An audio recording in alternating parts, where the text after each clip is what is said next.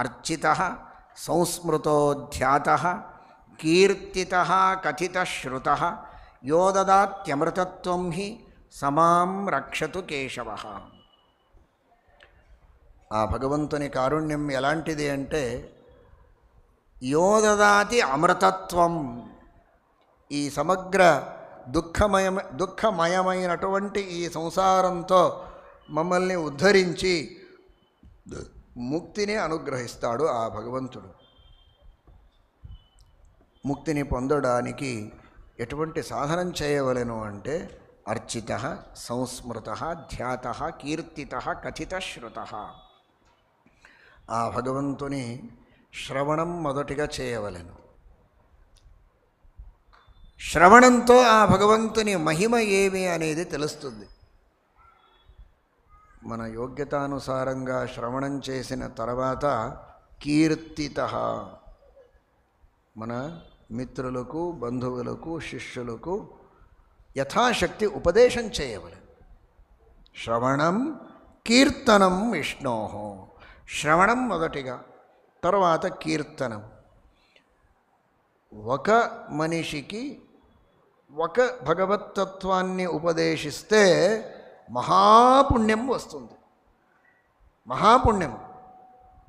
అహింస, సత్యము, అస్తేయము, బ్రహ్మచర్యము, అపరిగ్రహము, తపస్సు, శౌచ, దయ, తుష్టి, ఇటువంటి యమనియమాలను చెప్తారు తంత్రసార సంగ్రహంలో శ్రీమన్మధ్వాచార్యులు. వాటితో క్రమంగా మనకు పుణ్యం వస్తుంది. ఆ అన్ని యమ నియమాలతో ఎటువంటి పుణ్యం లభిస్తుందో దానికంటే ఎక్కువ పుణ్యం, కోటి గుణాధిక పుణ్యము మనకు ఆ తంత్రసారోక్త విధానంతో భక్తితో భగవంతుని అర్చన చేస్తే, పూజ చేస్తే వస్తుంది. దానికంటే ఎక్కువ ఆ భగవంతుని ధ్యానం చేస్తే, దానికంటే ఎక్కువ ఒకరికి శాస్త్ర పాఠాన్ని చెప్తే అని చెప్తారు. ఇంత శ్రేష్టమైనటువంటి పుణ్యము ఆ శాస్త్ర వ్యాఖ్యానానికి, ఉపదేశానికి ఉంది. అందుచేత కీర్తితః, యథాశక్తి బుద్ధ్యనుసారంగా, మన యోగ్యతానుసారంగా మన శిష్యులకు మిత్రులకు ఉపదేశం చేయవలెను. కీర్తితః కథితః శ్రుతః సంస్మృతః. తామ్రపర్ణి ఆచార్యులు వ్యాఖ్యానం చేస్తూ అంటారు, సంస్మృతః అంటే కేవలం భగవంతుని రూపాన్ని స్మరించేది కాదు.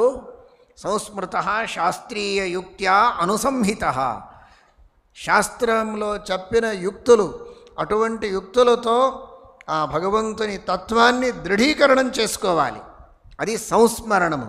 కేవలం స్మరణం కాదు, సంస్మరణము అంటే యుక్తులతో ఆ భగవంతుని తత్వాన్ని మంచిగా దృఢీకరణం చేసుకొని తరువాత ఆ భగవంతుని ధ్యానం చేయవలెను.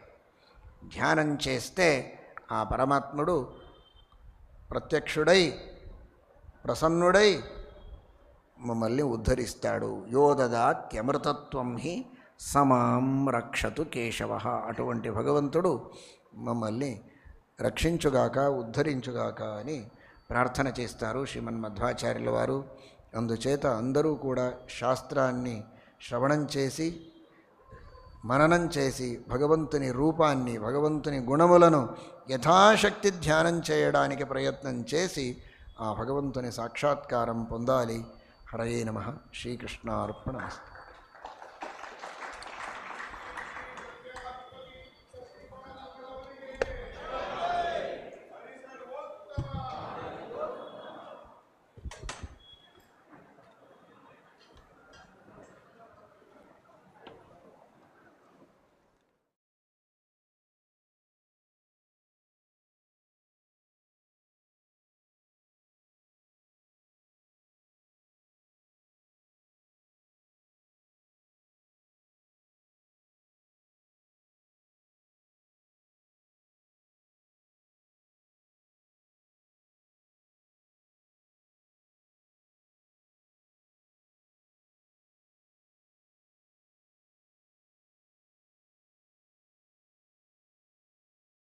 ఆనందతీర్థ భగవత్పాదాచార్యులు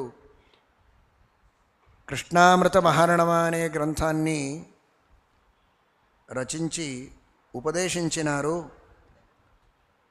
ఉపదేశం చేయడానికి ప్రయోజనమేమిటి అనేదాన్ని వారు మనకు తెలుపుతారు. తాపత్రయేణ సంతప్తం యదేతదఖిలం జగత్ వక్ష్యామి శాంతయే తస్య కృష్ణామృత మహారణవం. ఈ కృష్ణామృత మహారణవ అనే గ్రంథాన్ని ఎందుకు రచిస్తున్నాము అంటే, ఆధ్యాత్మికము, ఆది దైవికము, ఆది భౌతికము అని త్రివిధమైన తాపములు ఉన్నాయి. తాపత్రయము అనే ప్రసిద్ధం. అటువంటి అతివృష్టి, అనావృష్టి వీటిని ఆది దైవిక తాపములు అంటారు. అలాగే మన దేహానికి రకరకాల రోగాలు, సమస్యలు వస్తాయి.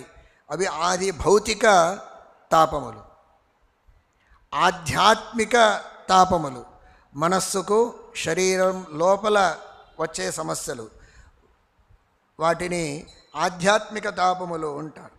ఇటువంటి ఆధ్యాత్మిక, ఆది దైవిక, ఆది భౌతిక తాపములను పరిహరించడానికి ఈ కృష్ణామృత మహారణము. అమృతాన్ని త్రాగితే తాపము ఉండదు, నీళ్లు త్రాగితేనే తాపం పోతుంది. విశేషంగా అమృతాన్ని త్రాగితే ఎప్పుడు కూడా తాపము మనకు ఉండదు.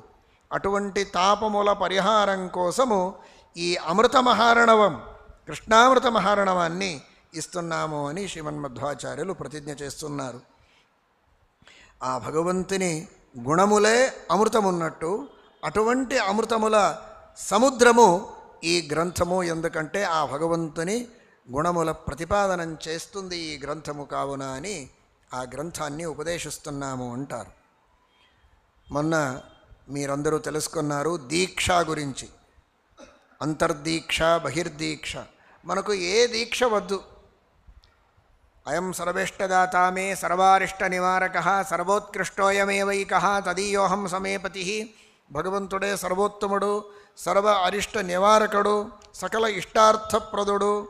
ఈ దీక్ష, మానసికమైనటువంటి దృఢమైన భావన మనకు వద్దే వద్దు. బాహ్య దీక్ష కూడా వద్దు. తాప సంస్కారము, నామ సంస్కారము, ఉపదేశ సంస్కారము, మంత్ర సంస్కారము ఏది వద్దు. మనం ఇలాగే ఉంటాము అంటే మనకు చాలా భయం. ఎవరికైనా తిట్టాలి అంటే భయం. రేపు రాకపోతే ఏం చేయాలి అని భయం వస్తుంది. రాకపోతే సహించుకోవచ్చు, వాపసు మమ్మల్నే తిట్టితే కొడితే ఏమి అని భయం కూడా ఉంటుంది. తిట్టేది చాలా కష్టం ఈనాడు. ఒక ఘటన ఎవరికి అని చెప్పము, ఈ ఊరికి సంబంధించిన వారే. తల్లి ఎందుకు మంచిగా అభ్యాసం చేయలేదు అని కొద్దిగా కోపంతో తన కుమారుణ్ణి తిడితే కొడితే ఆ తల్లికి జైలయింది, బేలే లేకుండా. ఇంత కూడా అధికారం లేదా తల్లికి? పిల్లల్ని సన్మార్గంలో తీసుకురావడానికి తిట్టడం, కొట్టడం, ప్రీతితో తిట్టుతుంది, కొట్టుతుంది. ఈనాడు అటువంటి పరిస్థితి వచ్చేసింది. అందుచేతనే అందరూ ఉన్మత్తులు, ధర్మభ్రష్టులు, యథేష్ట ప్రవృత్తి కలిగిన వారు.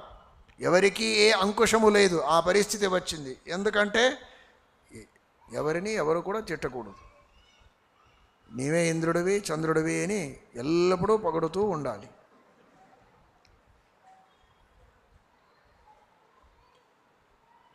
అందరూ అర్థం చేసుకోండి. పురుషులు కానీ స్త్రీలు కానీ, పెద్దవారు మమ్మల్ని తిడతారు, ఉపదేశిస్తారు అంటే అది మహాభాగ్యము. అలా తిట్టేవారు లేరు అంటే వెతుక్కొని వెళ్ళాలి. ఎవరైనా వచ్చి మమ్మల్ని సన్మార్గాన్ని చూపించండి, తిట్టండి, సన్మార్గంలో తీసుకుపోండి అని చెప్పాలి. కానీ ఎవరో నాకేమి చెప్పకూడదు, నాకన్నీ తెలుసు, నీ పని మీరు చూసుకోండి అని తల్లికి, తండ్రికి, గురువులకు ఇలా చెప్పకూడదు. అయితే శాస్త్ర గ్రంథాల్లో ఆ శాస్త్రం ఉపదేశించే మహానుభావులకు, ఋషులకు, మునులకు సాక్షాత్ సర్వోత్తముడైన పురాణకర్త అయిన ఆ భగవంతునికి ఎవరి భయము లేదు. స్పష్టంగా తిట్టేస్తాడు. ఏ తే నరాహ పశవో లోకే కిం తేషాం జీవనే ఫలం యైర్నలబ్ధా హరేర్దీక్ష నార్చితో వా జనార్దన. తే నరాహ పశవ, ఎవరైతే భగవంతుని దీక్ష పొందలేదో, భగవంతుని గొప్పతనాన్ని తెలుసుకోలేదో, ఆ భగవంతుని మీద నమ్మకం పెట్టుకోలేదో, భగవంతుని ప్రసాద రూపమైనటువంటి ఆ గోపీచందన ముద్రాధారణాన్ని చేసుకోరో, తులసీమాల అక్షమాల ధారణం చేసుకోరో, వారు మనుష్యులే కాదు, వారు పశువులు అంటారు. తేనరా పశవోలోకే కిం తేషాం జీవనే ఫలం. ఇద్దరేను ఇల్లదిద్దరేను అంటారు దాసులు. అటువంటి వారు ఈ భూమిలో ఉన్నా లేకపోయినా ఏ తేడా లేదు. ఉంటే ఉండని, పోతే పోని అంటారు. యైర్నలబ్ధా హరేర్దీక్ష నార్చితో వా జనార్దన. ఆ జనార్దన అనే శబ్దాన్ని ప్రయోగిస్తారు ఆచార్యుల వారు. ఎందుకంటే న జాయతే ఇది జన అర్ధయతి సంసారమితి అర్ధన. ఏ భగవంతుణ్ణి ఆరాధిస్తే ఆ భగవంతుడు మన ఈ సంసారాన్నే నశింపచేసి మోక్షాన్నే అనుగ్రహిస్తాడో అటువంటి మహాప్రయోజనమున్న ఆ భగవంతుని ఆరాధన చేయరు అంటే పశువులు అనే అర్థం. నార్చితో వా జనార్దన. అందుచేత ఆ భగవంతుని ఆరాధనం అవశ్యం చేయవలెను, ఆ భగవంతుని అర్చన అవశ్యం చేయవలెను. ప్రయోజనం చాలా గొప్పది. మోక్షాన్నే పరమాత్ముడు కటాక్షిస్తాడు అని సూచించడానికి జనార్దన అని ప్రయోగించినారు అనేది ఒకటి. ఇంకొకటి, కొందరు ఏమైనా చెప్తే పోస్ట్పోన్ చేస్తారు. చాలా మెదువుగా ఎవరిని అసమాధానం చేయకుండా సంధ్యావందనం చేయమంటారా, చేస్తాం. రేపు అని చెప్తే చాలా సంతోషం. అలా చెప్పరు, రిటైర్మెంట్ అయిన తర్వాత చేస్తాం. మీ మాటకు చాలా విలువ ఉంది.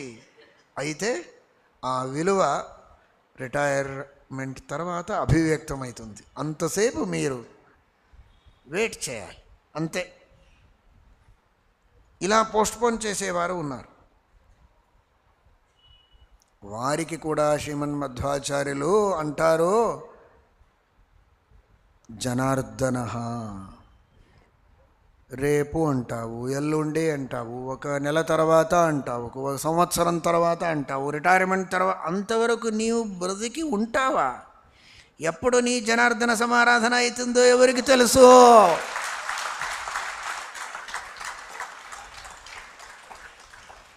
దీన్ని సూచించడానికి ఆచార్యులు అంటారు, యైర్నలబ్ధ హరేర్ దీక్ష నార్చితో వా జనార్దన హుషార్. ఆయన జనార్దనుడు, ఎప్పుడైనా జనార్దన సమారాధన కావచ్చు. అంతలోనే ఇది చేసుకుంటే బుద్ధివాడు అవుతావి, లేకపోతే పశు సమానం. అందుచేత అవశ్యంగా ఆ భగవంతుని దీక్ష పొందవలసిందే అని ఆదేశిస్తారు. శ్రీకృష్ణార్పణ.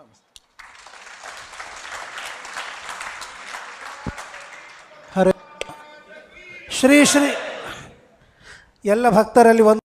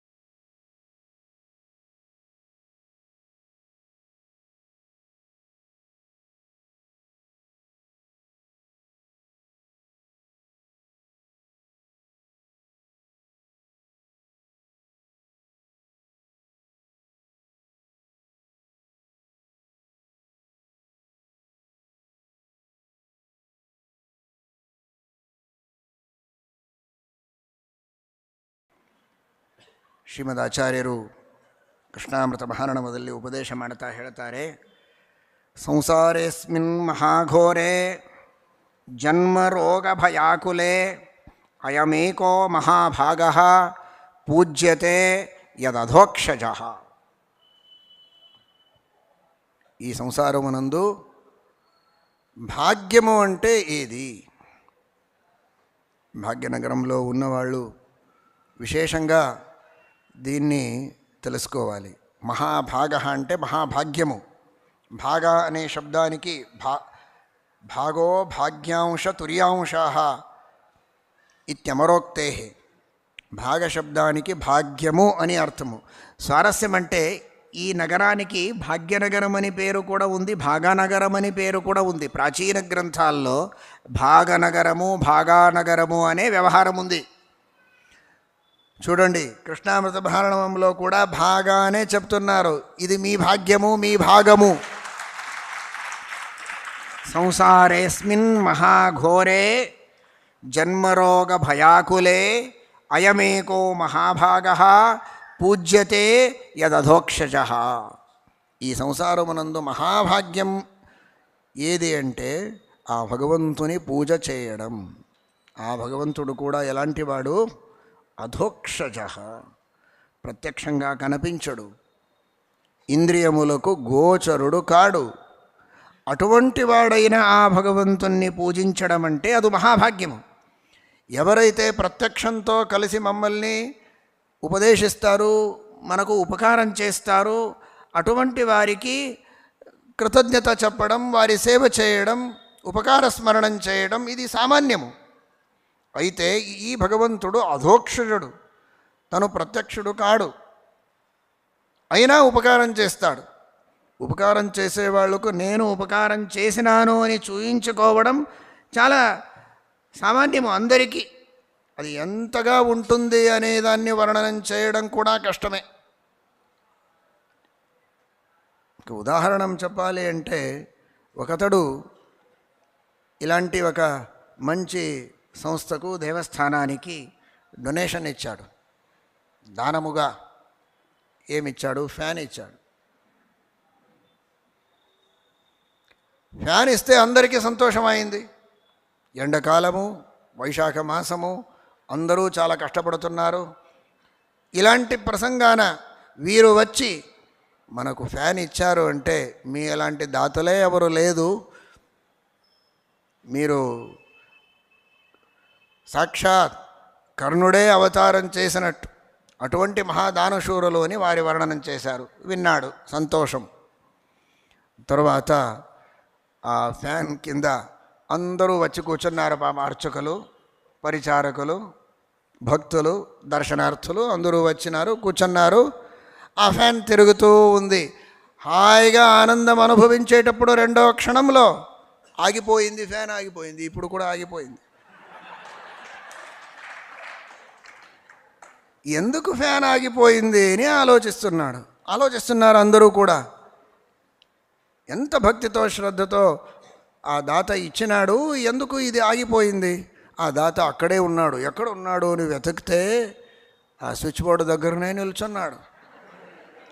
ఎందుకురా, నీవే ఇచ్చిన ఈ ఫ్యాను ఉపయోగించి ఆనందిస్తున్నాము, ఇటువంటి ప్రసంగంలో ఎందుకు ఆఫ్ చేశాము అంటే, అది ఆన్ చేస్తే తిరిగితే దాని మీద ఉన్న నా పేరు కనిపించదు.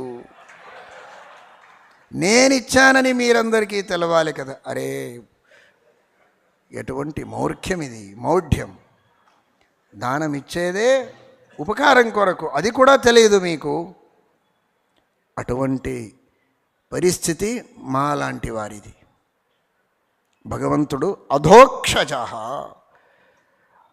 ఒక ఉపకారం చేసి 100 సార్లు 1000 సార్లు చెప్పుకోవాలి అని మనకుంటే, అనంత ఉపకారములను చేసి ఎవరికీ కనిపించకుండా అధోక్షజుడై, అప్రత్యక్షుడై, అవ్యక్తుడై ఉన్నాడు అంటే ఆ భగవంతుని గొప్పతనం ఎలాంటిది.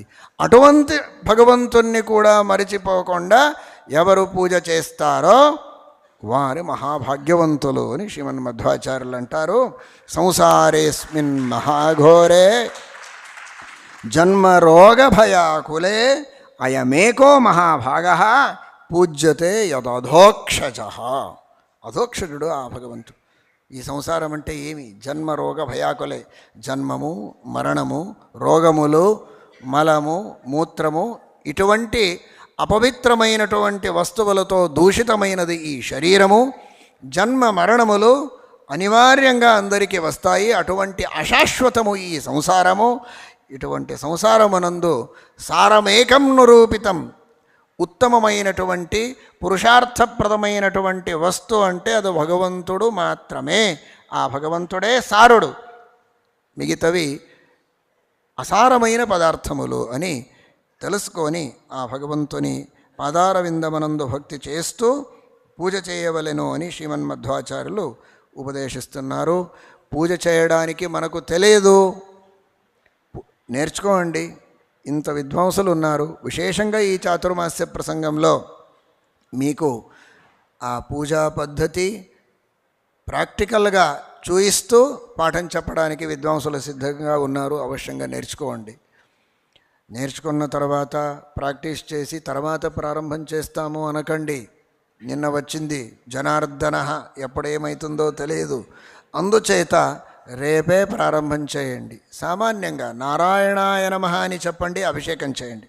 నారాయణాయ నమః అని చెప్పండి, తులసి అర్చన. అదే నామమంత్రంతోనే నైవేద్యము, ఆరతి ఇంత అయినా చేసి పూజ ప్రారంభించండి. తర్వాత నేర్చుకొని నిదానంగా విస్తృతమైన శాస్త్రోక్త క్రమంలో పూజ చేయవలెను. దానితో అది మహాభాగ్యము. మీరు అది చేస్తారు అని నమ్మకం మాకు ఉంది, ఈ ఊరికి పేరు పెట్టిన వాళ్లకు ఉంది. ఎందుకంటే భాగ్యనగరము. ఆ భాగ్యము మీకు అవశ్యంగా ఆ భగవంతుడు కటాక్షిస్తాడు. శ్రీకృష్ణార్పణమస్తు.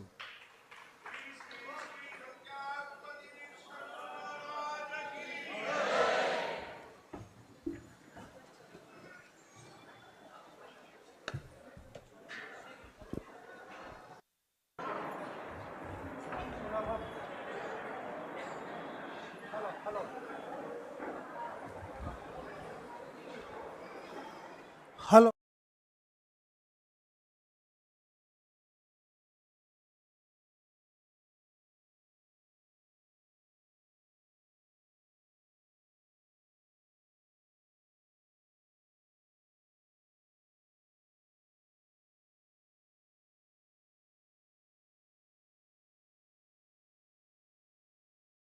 శ్రీమద్ ఆనందతీర్థ భగవత్పాదాచార్యులు కృష్ణామృత మహారణవంలో ఉపదేశిస్తున్నారు. యజ్ఞానాం తపసాంచైవ శుభానాంచైవ కర్మణాం తద్విశిష్టఫలం నృణాం సదైవారాధనం హరేః.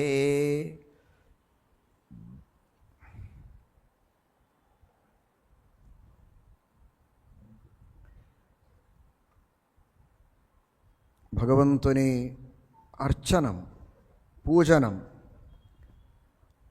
ఆ భగవంతుని పూజ చేసేది ముఖ్యమా, యజ్ఞములను చేసేది, తపస్సు చేసేది ముఖ్యమా అని ప్రశ్న వస్తే శ్రీమన్మధ్వాచార్యులు అంటారు, యజ్ఞానాం తపసాంచైవ శుభానాంచైవ కర్మణాం. యజ్ఞం కానీ తపస్సు కానీ వేరే ఏదైనా శుభకర్మ కానీ ఏది చేసినా దానికి ముఖ్యమైన ఫలము అంటే భగవదర్చన చేసే సౌభాగ్యం. అంటే దీనితో అర్థం చేసుకోవచ్చు ఏది ముఖ్యము అని. యజ్ఞయాగాదులను చేసిన ఆ యజ్ఞయాగాదులను చేసినందుకు ఏ పుణ్యం వస్తుందో ఆ పుణ్యం వలన తంత్రసారోక్త విధానంతో ఆ భగవంతుని అర్చన చేసే భాగ్యం దొరుకుతుంది. తపస్సు చేస్తే వ్రత నియమ ఉపవాసమైనటువంటి వివిధ తపస్సులు ఉన్నాయి. ఆ రకరకాల తపస్సులను చేస్తే ఏ పుణ్యము వస్తుందో ఆ పుణ్యము యొక్క ఫలం అంటే భగవద్ ఆరాధనం చేయడం, భగవంతుని పూజ చేయడం.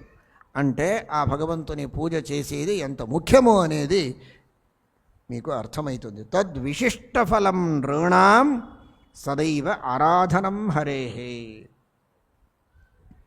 రెండు రకాలుగా ఈ శ్లోకానికి వ్యాఖ్యానకారులు వ్యాఖ్యానం చేస్తారు. అది చేసినందుకు ఈ ఫలం వస్తుంది అనేది ఒక అర్థం. రెండవది, ఆ యజ్ఞయాగాదులు సార్థకం కావాలి అంటే భగవదారాధనం చేయాలి. భగవదారాధనం చేస్తేనే చేసిన యజ్ఞయాగాదులు సార్థకమవుతాయి, లేకపోతే అవన్నీ వ్యర్థమైపోతాయి అని కూడా ఈ శ్లోకానికి అర్థం. అందుచేత ప్రతి ఒక్కరూ కూడా ఈ చాతుర్మాస్య సందర్భాన్ని వ్యర్థం చేసుకోకుండా ఇదే సందర్భమునందు ఎలాగూ ఇక్కడ దాకా వచ్చి ఉంటారు ఇంటి నుండి. ఇక్కడ చాలామంది విద్వాంసులు ఉన్నారు, రోజు వెతుకుతూ ఉంటారు ఎవరైనా వస్తారా పూజ నేర్చుకోవడానికి, పూజా పద్ధతి నేర్పించాలి అని ఇక్కడ అక్కడ తిరుగుతూ ఉంటారు. ఎవరూ కనిపించరు వారికి. ఆ భగవంతుని ప్రసాదం వడ్డించేటప్పుడు చాలామంది కనిపిస్తారు, వడ్డిస్తారు, అందరూ ప్రసాదం తీసుకొని వెళతారు. చాలా సంతోషం. ఆ భగవంతుని ప్రసాదం దాని యొక్క మహత్వం కూడా ఇక్కడే ఉంది. మహాభాగ్యము, మహాపుణ్యప్రదము. అయితే ఇంతవరకు మీరు విన్నట్టు జ్ఞానులు ఉన్నప్పుడు ఉపదేశం చేయడానికి ఉన్నారు అంటే అప్పుడు ఉపదేశం తీసుకోవాలి. దేవపూజా పద్ధతి మంచిగా నేర్చుకోండి. నేర్చుకొని అవశ్యంగా దేవపూజ ప్రారంభం చేయవలసిందే. స్మరణిక అంటారు. ఒక కార్యక్రమం జరిగింది అంటే దానికి ఏదైనా ఒక స్మరణిక, ఒక మొమెంటో కావాలి అని. ఆ మొమెంటో షోకేస్లో పెట్టే మొమెంటో ఉంటే ఏం పనికి రాదు. ఆ మొమెంటో మనస్సులో ఉండాలి. ఆ భగవంతుని భక్తి పుట్టుతుంది కదా, భగవంతుని మహాత్మ్య జ్ఞానం అవుతుంది. రోజు భగవంతుని పూజ చేయడానికి ప్రారంభిస్తారు కదా, అదే ఒక పెద్ద స్మరణిక. అటువంటి సుధారణము, అటువంటి పరివర్తనము, ఆ క్రాంతి అందరిలో కావాలి. మీరందరూ ప్రతిజ్ఞ చేయండి, తప్పకుండా దేవుని పూజ చేస్తాము, ఆ భగవంతుని పూజ చేయకుండా భోజనం చేయము అని రెండు చేతులను పైకెత్తి ప్రతిజ్ఞ చేయండి. పూజ చేయడానికి అందరూ కూడా సహకరిస్తామని ఆడవాళ్ళు ప్రతిజ్ఞ చేయాలి. ఆడవాళ్ళు సహకరిస్తారంటే ఆడవాళ్ళు ఇంకొక ప్రతిజ్ఞ కూడా చేయాలి, పూజ చేస్తేనే వంట చేసి ఇస్తాము, లేకపోతే లేదు.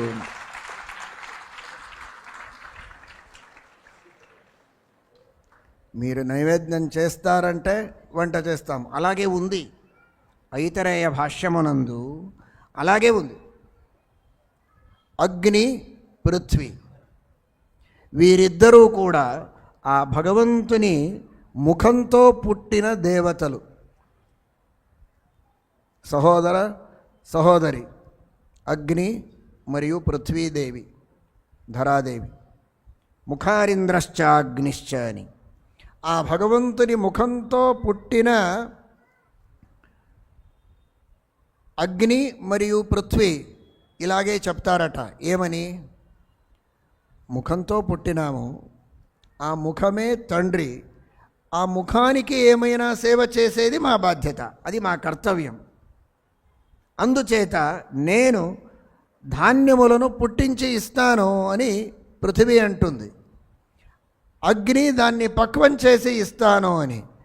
రెండు కూడా దేనికోసము? ఏ భగవంతుని ముఖంతో పుట్టినామో అటువంటి భగవంతుని ముఖానికి నైవేద్యంగా దీన్ని సమర్పిస్తారు. కావున నేను పుట్టిస్తాను, నీవు పక్వం చేసి అని మాట్లాడుకొని అగ్ని మరి పృథ్వీ ఇద్దరు కూడా ఈ ధాన్యములను పుట్టించి పక్వం చేసి మనకు ఆహారంగా ఇస్తారు. మనమందరం అనుకునేది ఏమి? ఇది మనదే, డబ్బులు ఇచ్చి తీసుకువచ్చాము, దీని మీద మన అధికారం ఉంది, ఎలాగైనా దీన్ని ఉపయోగించవచ్చు అని అనుకుంటాము. ఆ అధికారమే లేదు, మన కొరకు ఇచ్చిందే కాదది. ఆ భగవంతుని నైవేద్యం కొరకే వారు ఇచ్చింది. అలాగున్నా ఆ భగవంతునికి అర్పించకుండా మనం తీసుకుంటాము అంటే దొంగులమే, దీంట్లో సంశయమే లేదు. మీకు అంత కోపం వస్తుంది అంటే రాని, ఎటువంటి ఇబ్బంది లేదు. దొంగలు అంటారా? అంటాము. మీ మీద కేసు వేస్తాము. వేయకంటే మొదటిగా శ్రీకృష్ణ పరమాత్ముడు చెప్పినాడు, సస్తేనః తైర్దత్తాన్ అప్రదాయైభ్యః యో భుంక్తే స్తేన ఏవ సహ. భగవంతుడు, వాయుదేవుడు, దేవతలు ఇచ్చిన ఈ ఆహార పదార్థాన్ని వారికి సమర్పించకుండా ఎవరు తీసుకుంటారో వారు దొంగలు అని చెప్పిన మొట్టమొదటిన మహాపురుషుడు శ్రీకృష్ణుడు. ఆయన మీద కేసు వేస్తారా?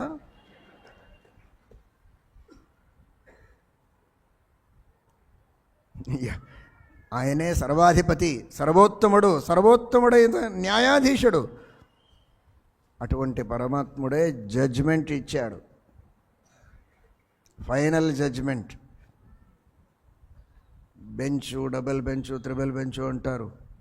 ఇది భగవంతునికి అనంత రూపములున్నాయి. ఇన్ఫినిట్ బెంచ్తో భగవంతుడు ఆజ్ఞాపించినాడు, తైర్దత్తాన్ అప్రదాయేభ్యః యో భుంక్తే స్తేన ఏవ సహ. అటువంటి పరమాత్మని జడ్జిమెంట్ మీద ఇంకా ఎవరు చేసేవాళ్ళు ఉన్నారు? జడ్జిమెంట్ ఎవరు చేస్తారు? ఆర్గ్యుమెంట్ ఎవరు చేస్తారు? ఆక్షేపం ఎవరు చేస్తారు? అది అంతిమ నిర్ధారము. అందుచేత ఎవరికి ప్రామాణికంగా జీవనం చేయాలి, దొంగతనం చేయకూడదు అనే అపేక్ష ఉందో అప్పుడు మీరు భగవంతునికి ఇస్తే తీసుకొని వెళ్ళిపోతాడా? ఎక్కడైనా పరిగెత్తిపోతాడా? మీరు ఇచ్చింది మీ పాత్రలో ఉంటుంది, మీరే తింటారు. మనస్సుతో సమర్పణం చేసేది అంతే. దానికి ఎంత కష్టము, ఎంత ఖర్చు అవుతుంది? ఏమీ కాదు. అందుచేత యజ్ఞానాం తపసాంచైవ శుభానాంచైవ కర్మణాం తద్విశిష్టఫలం నృణాం సదైవారాధనం హరేహే. అందుచేత మనకు ఉద్ధారం ఆవశ్యకం, మోక్షం కావాలి, మన ఉద్ధారం కావాలి. అందుకోసం చాలా ఆవశ్యకం. ఏ మహాలక్ష్మి తల్లి నిత్యముక్తురాలు, అటువంటి మహాలక్ష్మి కూడా ప్రతిరోజు పూజ చేస్తుంది. ఏను ధన్యళో లకుమి ఎంత మాన్యళో, ప్రతిరోజు భగవంతుని పూజ చేస్తుంది. ప్రయోజనమేమీ లేదు, నిత్యముక్తురాలు అయినా పూజ చేస్తుంది. మనకైతే వేలాది కష్టములు ఉన్నాయి.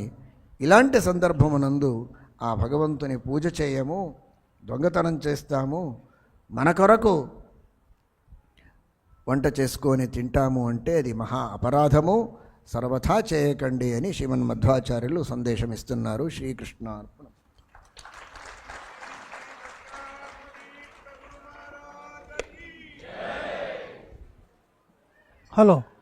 హలో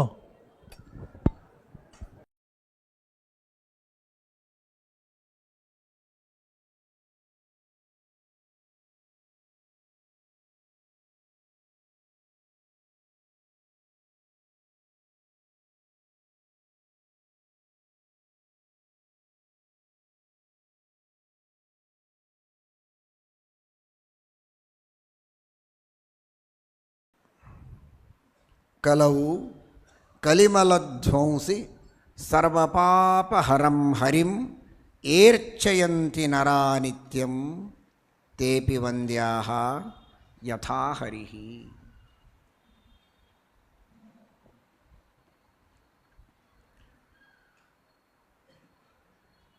భగవంతుని అర్చనం చేయవలెను అనేది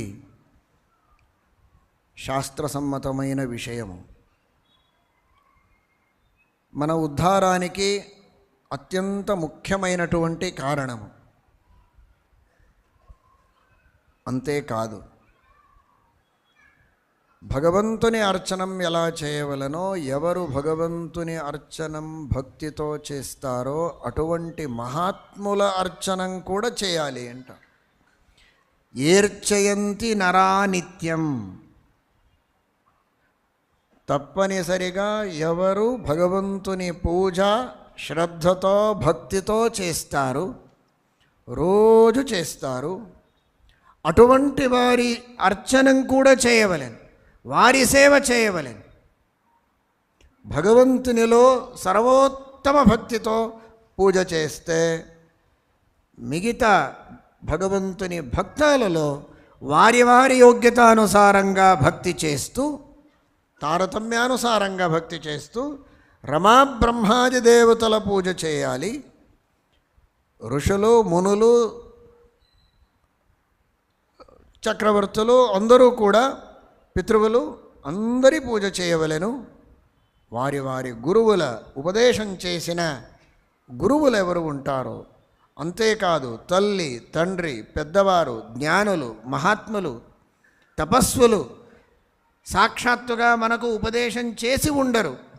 అయినా వారు మనకంటే ఉత్తములు అంటే వారిలో భగవంతుని సన్నిధానం మనకంటే ఎక్కువ ఉంటుంది అనే నమ్మకంతో వారి పూజ అవశ్యంగా చేయవలెను అనే దాన్ని శ్రీమన్మధ్వాచార్యుల వారు ఆదేశిస్తున్నారు.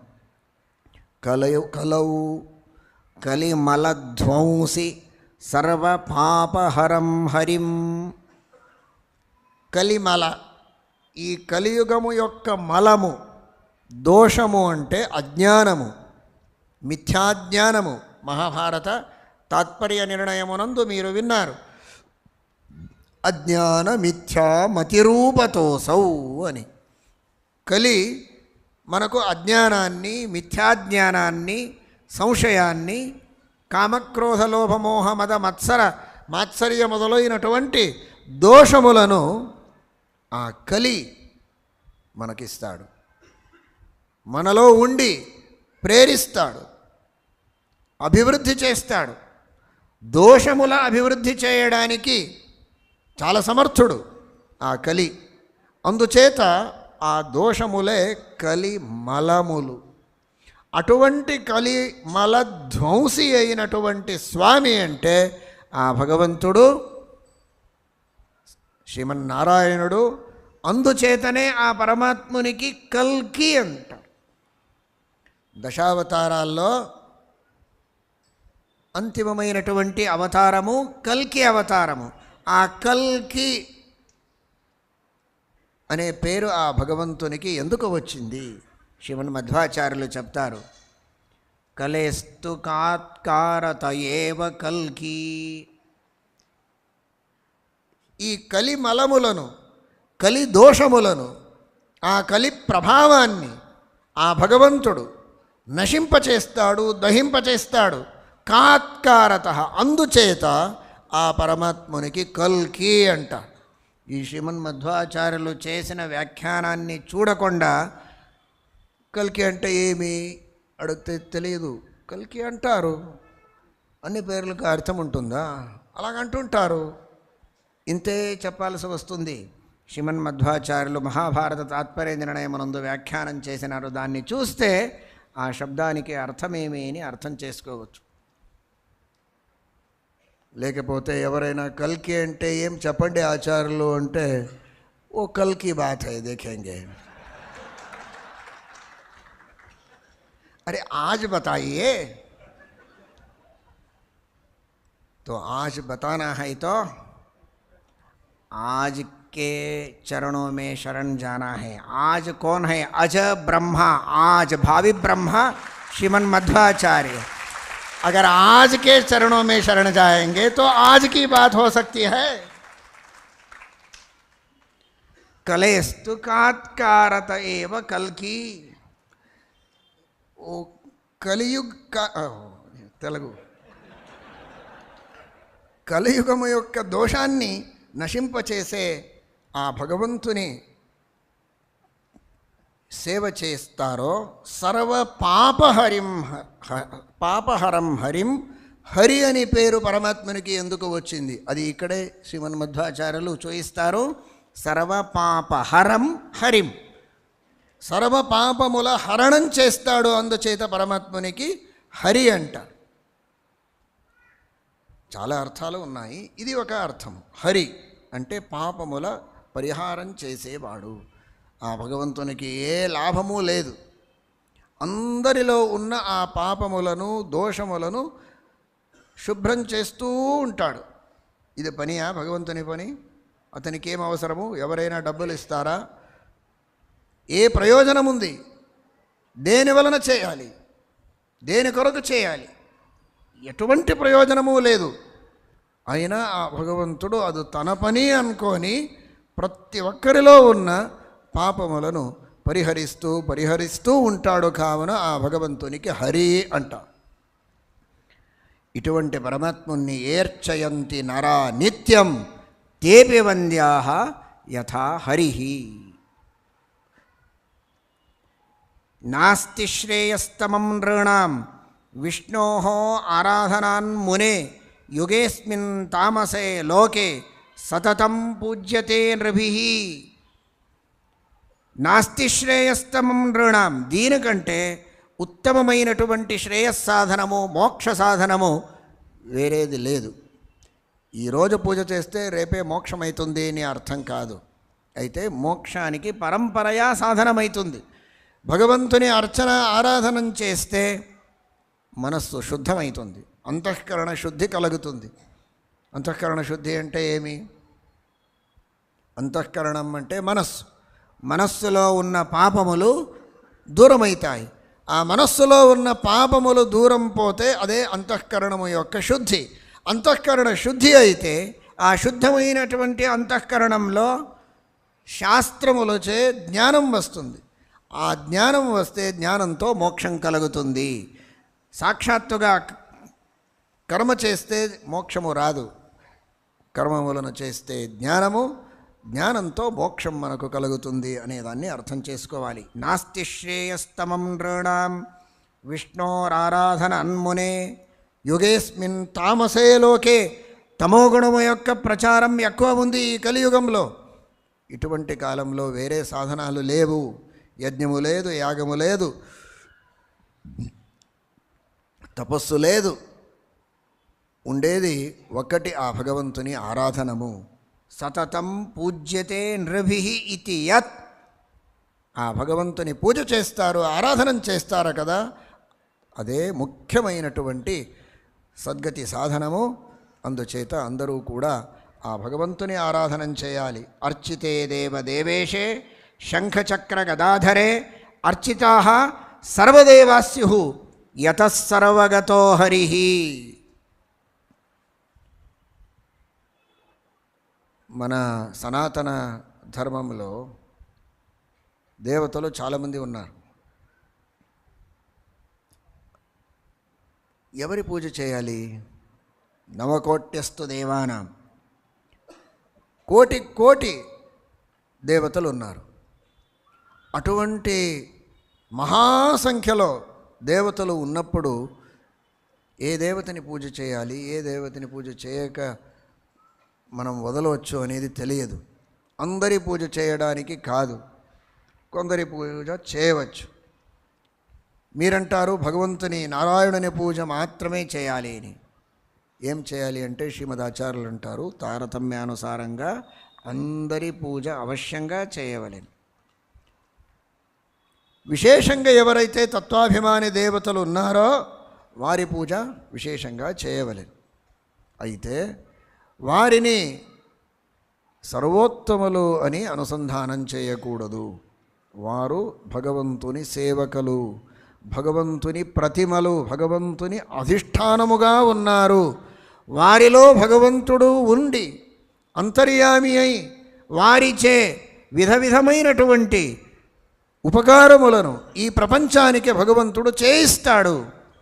అందుచేత భగవంతుడు చేసే ఉపకారములకు వీరు మాధ్యములు, ఇన్స్ట్రుమెంట్ అవుతారు. వీరి మాధ్యమాన భగవంతుడు ఉపకారములను చేస్తాడు. కావున వారిని కూడా పూజ చేయండి. అయితే ముఖ్యంగా సర్వోత్తమత్వేన వారిలో అంతర్యామి అయిన ఆ భగవంతుని పూజ చేయవలెను. ఆ పరమాత్మని పూజ చేస్తే, వీరి పూజ చేస్తే ఏ ఫలమో ఆ ఫలం కూడా మీకు వస్తుంది.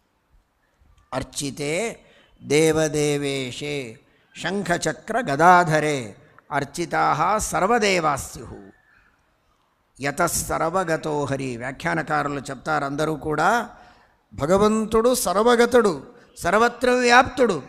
అంతటా వ్యాప్తుడైన ఆ భగవంతుని పూజ చేస్తే ఏ అధిష్టానంలో ఉన్న భగవంతుని పూజ చేస్తామో ఆ అధిష్టానానికి కూడా పూజ చేసినట్టే అవుతుంది. ఉదాహరణానికి చెప్పాలంటే, ఒక భగవంతుని శాలిగ్రామం ఉంది, అది భగవంతుని అధిష్టానం, దానికి అభిషేకం చేస్తారు. ఆ శిల అదే భగవంతుడా?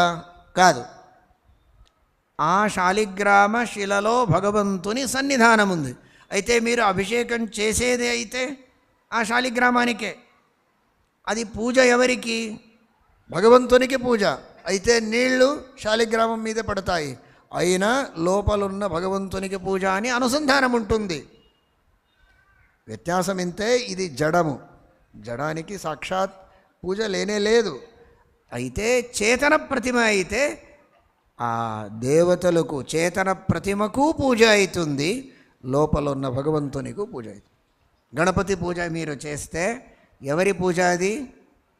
ముఖ్యంగా గణపతిలో అంతర్యామి అయిన భారతీరమణ ముఖ్య ప్రాణాంతర్గతుడైన విశ్వంభరమూర్తికి పూజ అది.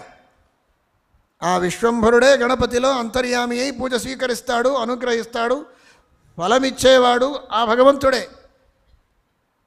అయినా గణపతికి కూడా అది పూజ అవుతుంది, ఎందుకంటే ఆ అధిష్టానంలో పూజ చేస్తున్నాము.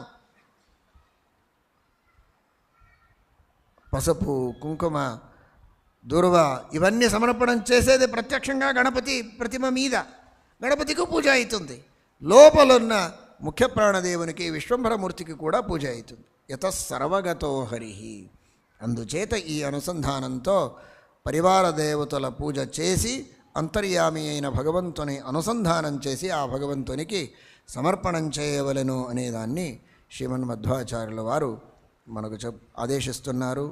ఆ విధంగా దేవతల వాయుదేవుని మహాలక్ష్మి సమేతుడైన భగవంతుని పూజ చేసి పుణ్యములను పొందాలి, పాపములను పరిహరించుకోవాలి. హరయే నమః. శ్రీకృష్ణ.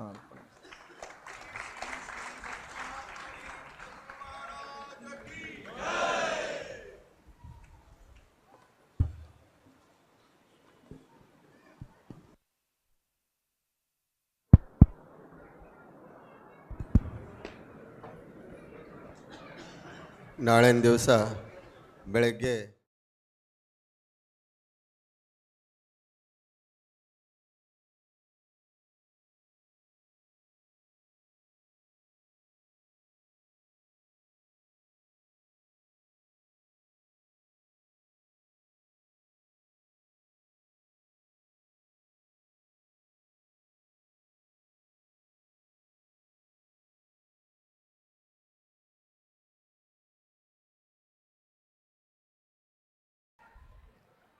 స్వర్చితే సర్వలోకేశే సురాసుర నమస్కృతే కేశవే కంసకేశిఘ్నే నయాతి నరకన్నరః.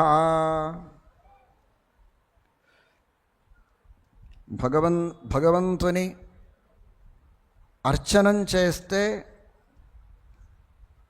ఎటువంటి ఫలాన్ని పొందవచ్చు? భక్తితో చేసిన భక్తులు, అధికారులు అనేదాన్ని శ్రీమన్మధ్వాచార్యులు చాలా చక్కగా ప్రమాణవచనాన్ని ఉదాహరిస్తూ చెప్తారు. కృష్ణామృత మహార్ణవం అనేటటువంటి గ్రంథము రకరకాల శాస్త్రాల్లో వచ్చిన ప్రమాణముల సంగ్రహాత్మకమైనటువంటి గ్రంథం. శ్రీమదాచార్యుల వాక్యములు చాలా తక్కువ, ప్రమాణవాక్యములే ఎక్కువ. అటువంటి గ్రంథం ఇది. శ్రీమన్మధ్వాచార్యులు ఒక ప్రమాణాన్ని ఉదాహరిస్తూ అంటారు, స్వర్చితే సర్వలోకేశే. ఆ 14 లోకములకు స్వామి అయిన సర్వోత్తముడైన భగవంతుని అర్చన చేస్తే స్వర్చితే. భక్తి లేనిదే అర్చనం చేస్తే ఫలం లేదు.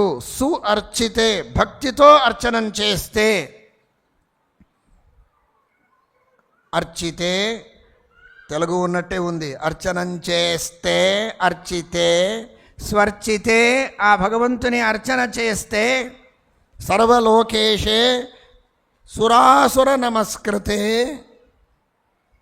చూడండి, సురాసుర నమస్కృతే, దేవతలు అసురులు కూడా ఆ భగవంతునికి నమస్కారం చేస్తారట. అంటే ఒక రీతిలో అర్చనం చేయని వారికి తిట్టినట్టు. నీవు అర్చనం చేయకపోతే అసురుల కంటే తక్కువ నీచుడివి అని. సురాసుర నమస్కృతే, అసురులు కూడా నమస్కారం చేస్తారు భగవంతునికి. అటువంటి పరమాత్మునికి నీవు నమస్కారం చేయకపోతే ఎలా? అసురులు ఎక్కడ నమస్కారం చేస్తారు? వారు ద్వేషం చేస్తారు కదా. అంటే అసురులు సజ్జనులు ఉన్నారు కొందరు.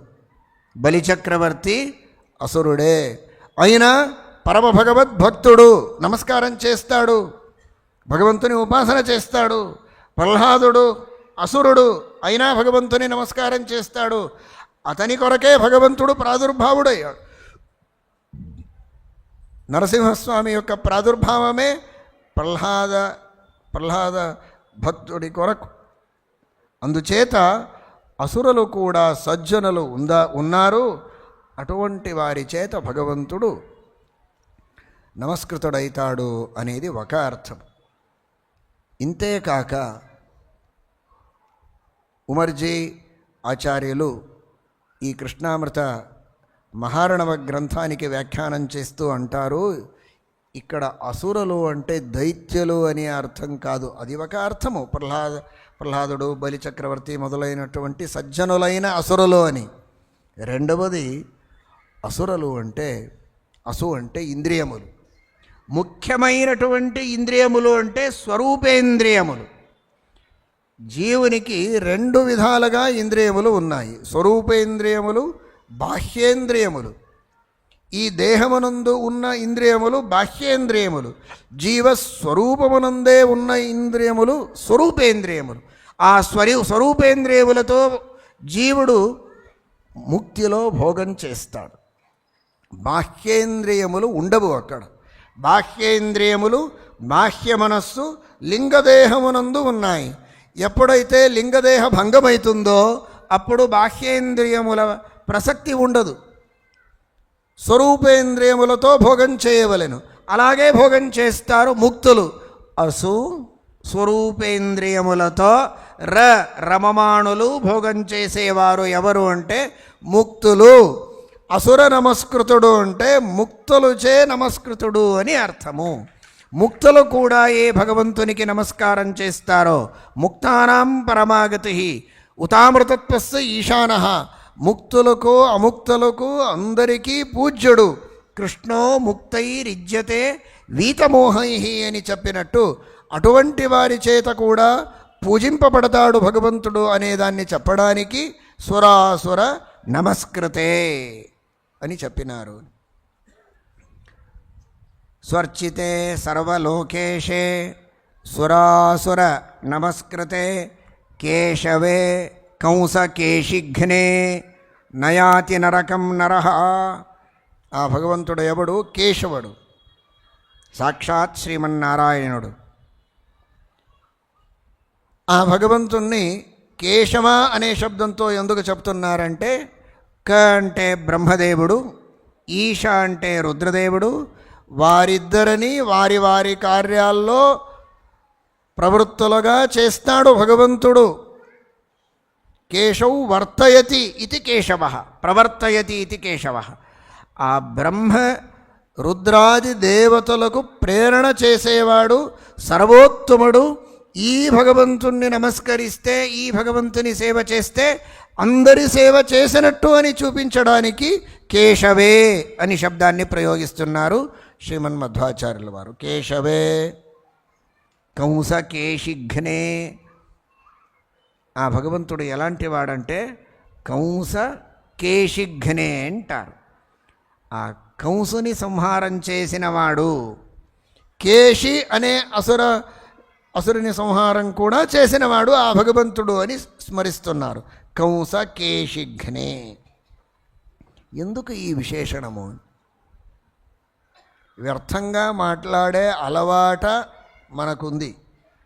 ఎప్పుడూ అలాంటి అలవాట లేదు శ్రీమన్మధ్వాచార్యులకు. ప్రలాపస్య చ వర్జనే, ఎప్పుడు ప్రలాపం చేసేవారు కాదు, ఏది సార్థకమో దాన్నే ప్రయోగించేవారు. అటువంటి శ్రీమద్ ఆచార్యుల ఈ వాక్యమునందు, ఆ ప్రమాణ వాక్యమునందు ఈ విశేషణం ఉంది అంటే దానికి ఏదో ఒక సార్థక్యం ఉండాలి. కంసకేశిఘ్నే అని చెప్తున్నారు. ఎందుకు అంటే నిన్న విన్నారు మీరందరూ, కంస అంటే ఎవడు? కాలనేమి, దుష్ట కామములకు అభిమాని అయిన దుష్ట దైత్యుడు కంసుడు. ఆ కంసుణ్ణి సంహారం చేసిన వాడు భగవంతుడు అని ఎందుకు చెప్తున్నారంటే, భగవంతుడు కంస విరోధి, దుష్ట కామముల విరోధి అతడు. అటువంటి భగవంతుని అర్చనం చేసేటప్పుడు మీ మనస్సులో ఎటువంటి దుష్ట కామము కూడా ఉండకూడదు. ఉంటే అతనికి పడి రాదు.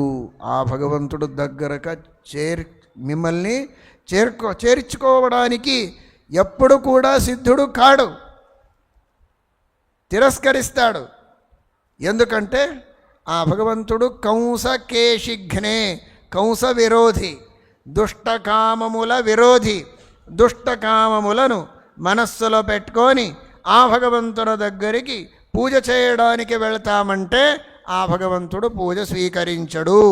దుష్టకామములను వదలి నిష్కామంగా భక్తితో ఆ భగవంతుని పూజ చేయవలెను అనేదాన్ని సూచించడానికి శ్రీమదాచార్యులు ప్రయోగం చేస్తారు, కంస కేశిఘ్నే. ఇలాగే మనస్సులో దుష్టకామములు ఉండకూడదు. అంతేకాదు ఇంద్రియముల ప్రవృత్తి ఉంది కదా, అది కూడా సత్ప్రవృత్తి ఉండాలి. దుష్ట ప్రవృత్తి ఉండకూడదు. దుష్ట కార్యాలో మన ఇంద్రియముల ప్రవృత్తి ఉండకూడదు. ఎందుచేత అది ఎలా చూపించారు అంటే, కేశి అనే ఒక దైత్యుడు. ఆ కేశి అనే దైత్యుడు పార్వతీవరంతో అవధ్యుడు. ఎవరు కూడా అతన్ని చంపడానికి శక్తి కలిగినవాడు లేడు. అటువంటి మహాసామర్థ్యం కలిగినవాడు కేశి అనే దైత్యుడు, పార్వతీవరము.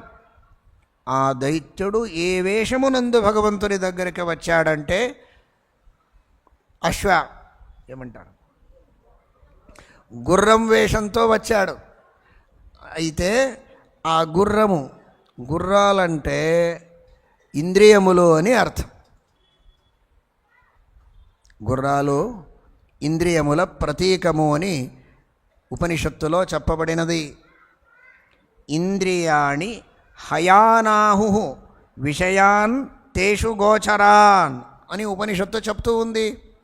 అందుచేత గుర్రము అంటే ఇంద్రియము అని వైదిక భాషలో అర్థము. ఆ గుర్రము యొక్క వేషంలో వచ్చినాడంటే ఇంద్రియముల ప్రతీకుడు ఆ దైత్యుడు, దుష్టుడు. మన ఇంద్రియములు దుష్ట ప్రవృత్తిని పొందితే ఆ కేశి ఉన్నట్టు ఉంటే భగవంతుడు మమ్మల్ని ఉద్ధరించడు. కేశిఘ్నే, కేశి యొక్క విరోధి ఆ భగవంతుడు. దుష్టేంద్రియములను సహించడు. దుష్ట కామం కలిగిన మనస్సుని కూడా ఆ భగవంతుడు సహించడు. అందుచేత మనస్సు, బాహ్యేంద్రియములు ఇవన్నీ కూడా శుద్ధంగా పెట్టుకోవాలి. అంటేనే భగవంతుడు మమ్మల్ని ఉద్ధరిస్తాడు, మన పూజని స్వీకరిస్తాడు అనేదాన్ని చూపించడానికి కంస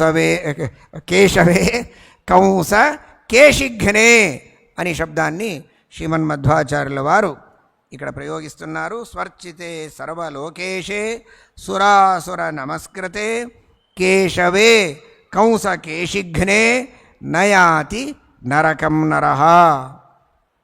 అలా భగవంతుణ్ణి పూజిస్తే ఎప్పుడు కూడా నరకానికి వెళ్ళే అవసరం ఉండదు.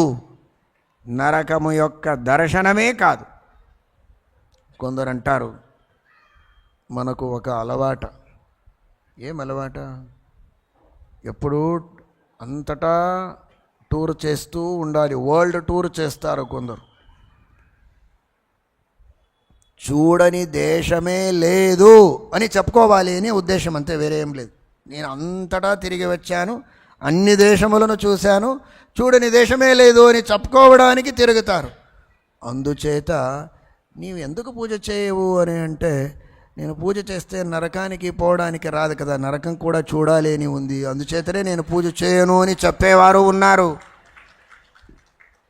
వద్దండి, వేరే దేశములను చూస్తారంటే చూడండి, నరకాన్ని ఎందుకు చూస్తారు? అక్కడ ఏమి సుఖముంది?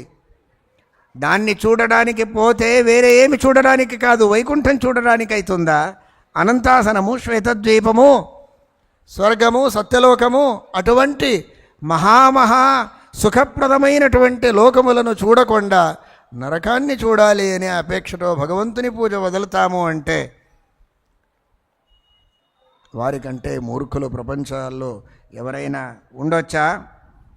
మీరైతే అలాంటి వారు సర్వథా కారు అని విశ్వాసం మనకుంది.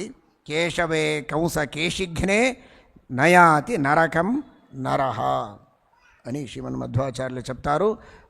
ప్రతిరోజు ప్రతిజ్ఞ చేయండి, ఒకసారి కాదు, రోజు ప్రతిజ్ఞ చేయాలి, రోజు ప్రయత్నం కూడా చేయాలి. భగవంతుని పూజ చేస్తాము, అవశ్యంగా భగవంతుని అనుగ్రహం పొందుతాము అని అందరూ కూడా ప్రతిజ్ఞ చేసి భగవంతుని అనుగ్రహం పొందాలి. శ్రీకృష్ణ అర్పణమస్తు.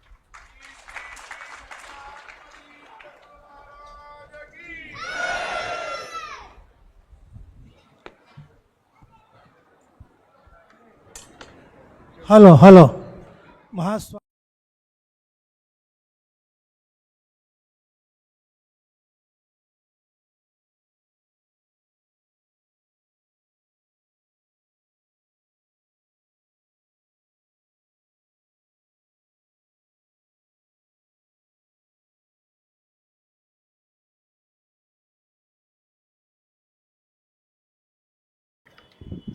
ప్రతిరోజు పూజ చేయడానికి కుదరదు అంటారు కొందరు. అటువంటి వారికి కూడా శ్రీమద్ ఆనందతీర్థ భగవత్పాదాచార్యులు చాలా ప్రీతితో ఉపదేశిస్తున్నారు. సకృదభ్యర్చ గోవిందం బిల్వపత్రేణ మానవః ముక్తిభాగి నిరాతంకి విష్ణులోకే చిరం వసే. సకృదభ్యర్చ, సకృదభ్యర్చ అనే మాటకు కొందరు జీవితంలో ఒకసారి భగవంతుణ్ణి అర్చిస్తే చాలు అనుకుంటారు. ఒక్కసారి పరమాత్ముణ్ణి అర్చిస్తే కూడా పుణ్యం అవశ్యంగా కలుగుతుంది, పరమాత్ముడు అనుగ్రహిస్తాడు, దాంట్లో ఎటువంటి సంశయము లేదు. అయితే అంతే విధానము, ఒక్కసారి అర్చనం చేసేదే శాస్త్రవిహితము, అంత చేస్తే చాలు అనుకోకూడదు. దానికి వ్యాఖ్యానకారులు చాలా స్పష్టంగా చెప్తారు. సకృదభ్యర్చ గోవిందం అంటే ప్రతిరోజు 3 సార్లు పూజ చేయవలెను, అది నియమం, శాస్త్రము యొక్క ఆదేశం. త్రిశవణ స్నానము ప్రాతకాలమునందు, మధ్యాహ్న కాలమునందు, సాయంకాలమునందు 3 సార్లు ఆ భగవంతుని అర్చనం చేయవలెను అని శాస్త్రం ఆదేశిస్తుంది. అది చాలా అసాధ్యము, కష్టము, అంత శక్తి లేదు, సమయం లేదు. అందుచేత పూజ చేయను అని వదలకూడదు. సకృదభ్యర్చ అంటే ప్రతిరోజు ఒక్కసారి అయినా పూజ చేయండి అని అర్థము. జీవితంలో ఒకసారి కాదు, రోజు సకృదభ్యర్చ గోవిందం బిల్వపత్రేణ మానవః. అర్చనం చేసేటప్పుడు ఎలా అర్చనం చేయాలి? గోవిందం అంటారు.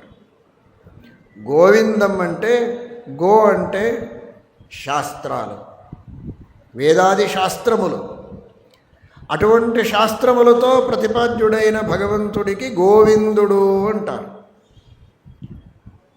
ఆవుల మీద ఎక్కువ ప్రేమము, ఎల్లప్పుడూ ఆవుల మధ్యలోనే భగవంతుడు ఉంటాడు. ఆవులని రక్షిస్తాడు, పోషిస్తాడు. దాని కొరకు కూడా పరమాత్ముణ్ణి గోవిందుడు అంటారు. అంతేకాక వేద ప్రతిపాద్యుడు భగవంతుడు. వేదైశ్చ సర్వైరహమేవ వేద్యః వేదాంతకృద్వేద విదేవ చాహం. గో అంటే శాస్త్రములు. గమల్ర గతౌ, గమ అనే ధాతుతో వచ్చిన పదమది గో అనే పదము. గమధాతుకి జ్ఞానము, గతి, గతి అంటే జ్ఞానము. ఏ జ్ఞానముతో మనకు ఉద్గతి, ప్రగతి, సద్గతి దొరుకుతుందో అటువంటి జ్ఞానానికి గతి అని పేరు. శ్రేష్టమైన గతి ప్రదము జ్ఞానము కావున గతి అంటే జ్ఞానము. అటువంటి జ్ఞాన సాధనమైనటువంటి వేదములకు గో అంటారు.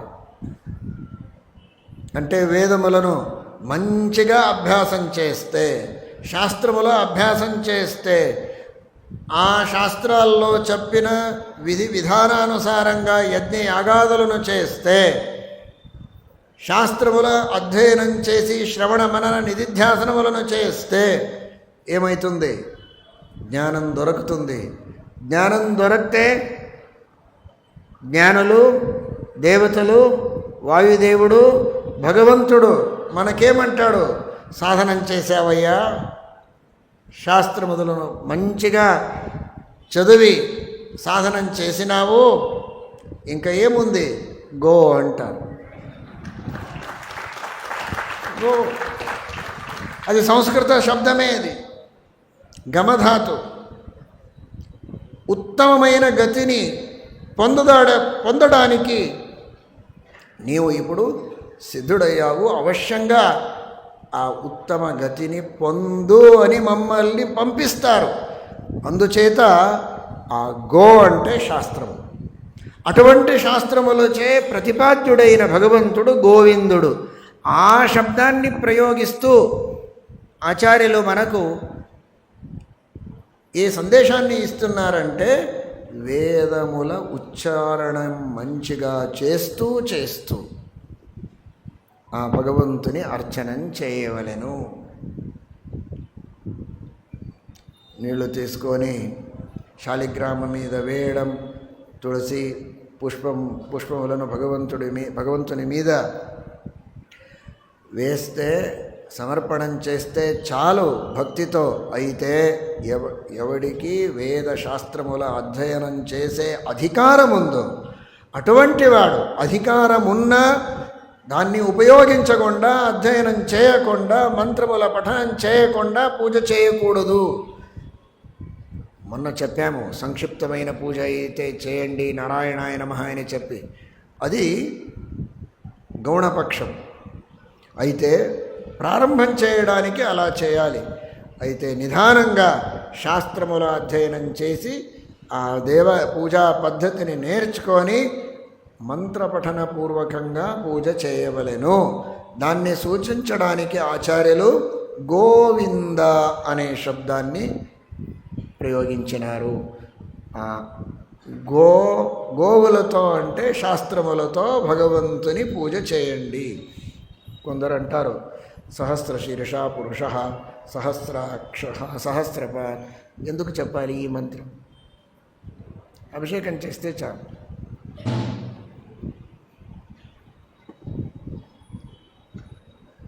వేయి సహస్రశీర్ష అంటే ఏమి? ఏ భగవంతునికి వేయి అంటే వేయి కాదు, అనంతం. 1000 తలకాయలు ఉన్నాయి. ఏ భగవంతునికి 1000 కండ్లు ఉన్నాయి, చెవులు ఉన్నాయి. ఇలా తెలుగులోనే చెప్తూ, కన్నడలోనే చెప్తూ నేను పూజ చేస్తాను అనకూడదు. ఆ వేద మంత్రాల్లో అద్భుతమైనటువంటి శక్తి ఉంది. ఆ మంత్రములతోనే పారాయణం చేస్తూ పూజ చేయవలె. అందుచేత సకృదభ్యర్చ గోవిందం.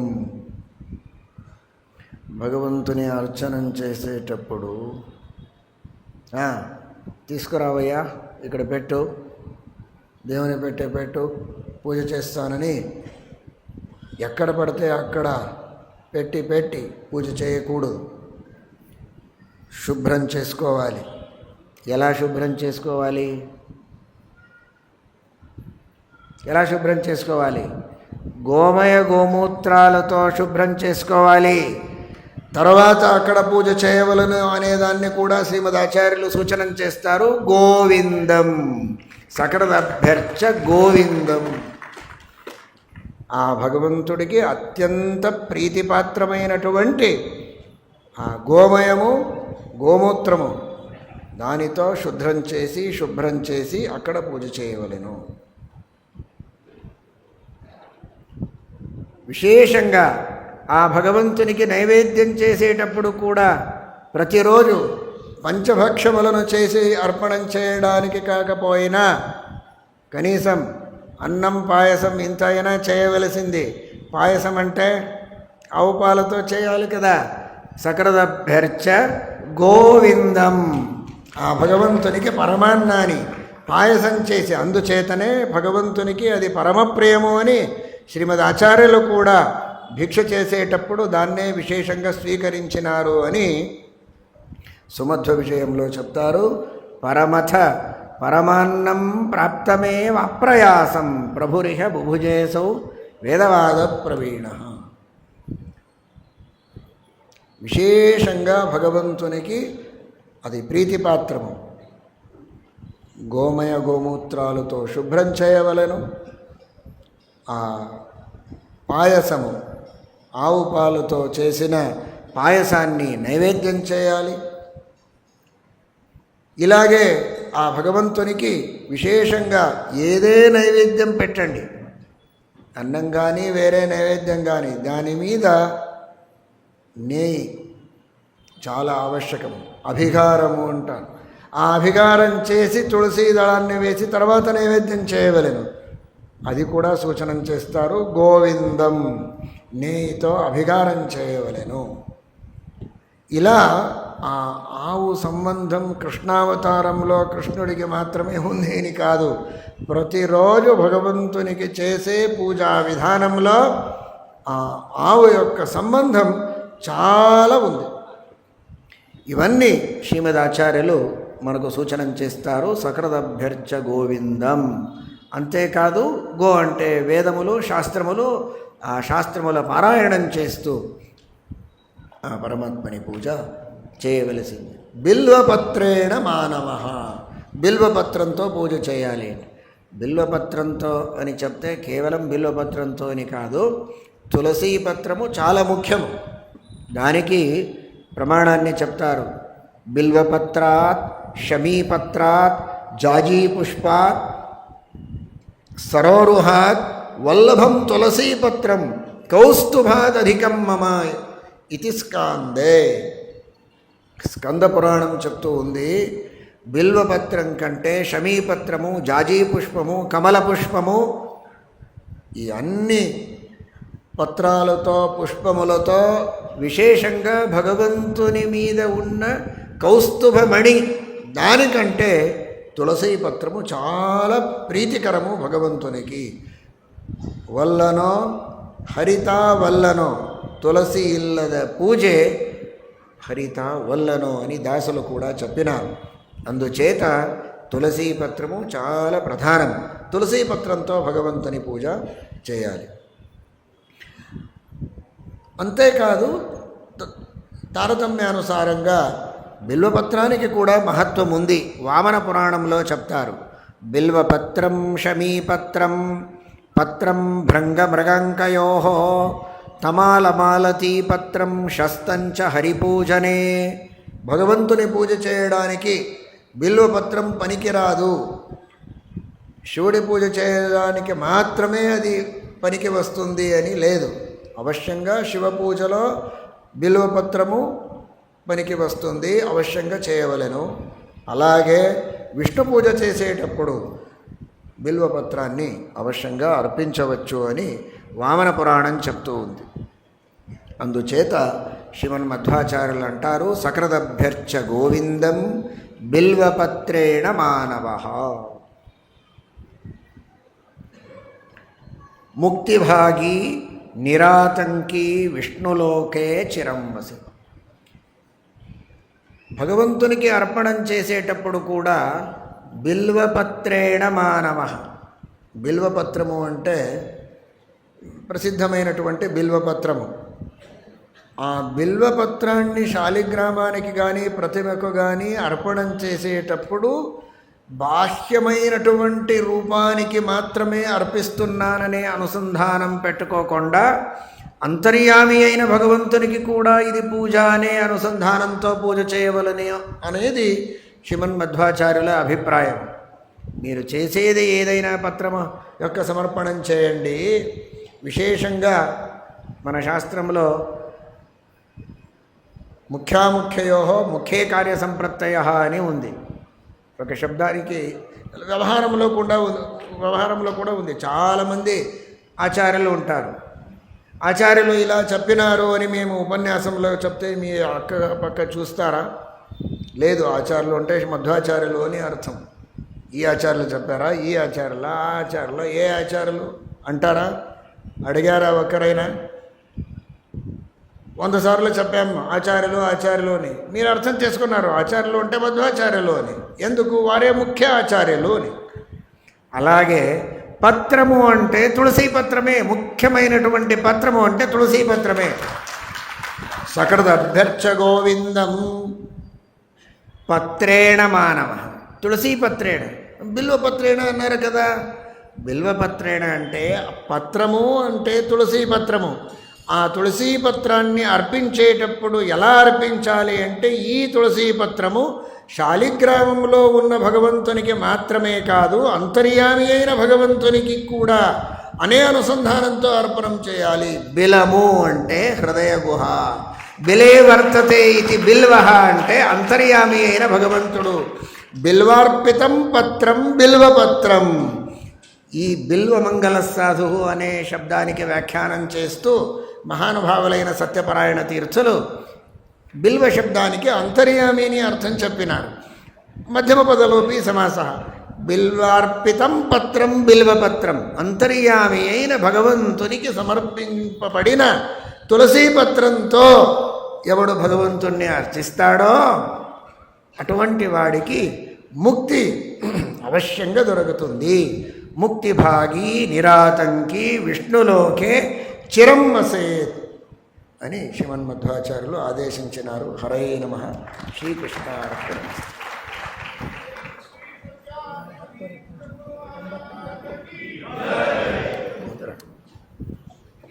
ನಾಳೆ ದಿವಸ ಏಕಾದಶಿಯಿಂದ ಪ್ರಯುಕ್ತ ಪಾದಪೂಜೆ ಇರೋದಿಲ್ಲ. 9ರಿಂದ 10 ಗಂಟೆವರೆಗೆ ಮುದ್ರಾಧಾರಣೆ. ಯಾರು ಮುದ್ರೆಯನ್ನು ತೆಗೆದುಕೊಳ್ತಿಲ್ಲ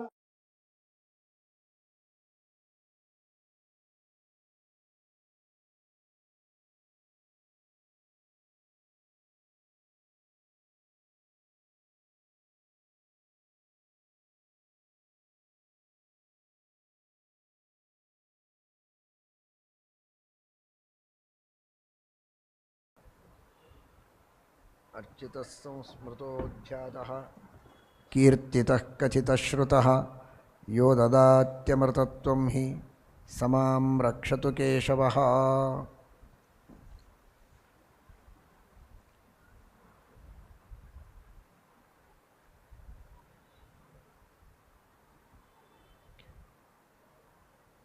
శ్రీమన్మధ్వాచార్యులు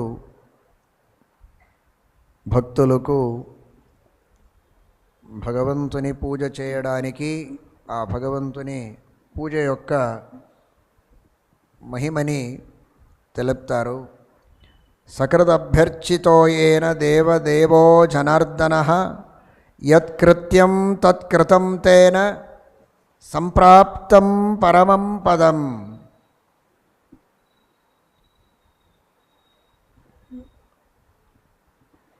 నిన్న మనం అర్థం చేసుకున్నట్టు సకృదభ్యర్చితో ఏన దేవదేవో జనార్దనః. జీవితంలో ఒక్కసారి కాదు, ప్రతిరోజు ఒక్కసారి అయినా భక్తితో భగవంతుని పూజ చేస్తే ఆ భగవంతుడు ఎలా అనుగ్రహిస్తాడంటే యోత్కృత్యం తత్కృతం తేన. మనిషికి ఆయన వర్ణము ఆశ్రమము ఏదుందో దానికి అనుసారంగా శాస్త్రంలో ఏ కృత్యములు విధి విధానములు విహితమైనాయో అటువంటి అన్ని సత్కర్మములను చేస్తే ఏ పుణ్యం కలుగుతుందో ఆ పుణ్యము భక్తితో భగవంతుని పూజ చేస్తే ఒక్కసారి చేస్తే ఆ పుణ్యము భగవంతుడు ఆ భక్తుడుకు అనుగ్రహిస్తాడు అని శ్రీమన్మధ్వాచార్యులు అంటారు. కలియుగంలో ఇది చాలా అవసరము.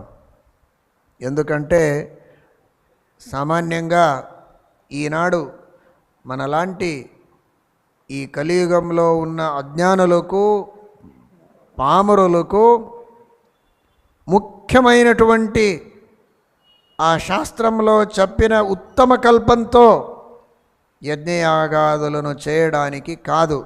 ఇంతవరకు విన్నారు ఎలా చేశారు పాండవులు అని. వారు చేసినట్టు చేసే స్తోమత లేదు, యోగ్యత లేదు, శక్తి లేదు, జ్ఞానము లేదు, శ్రద్ధ కూడా లేదు.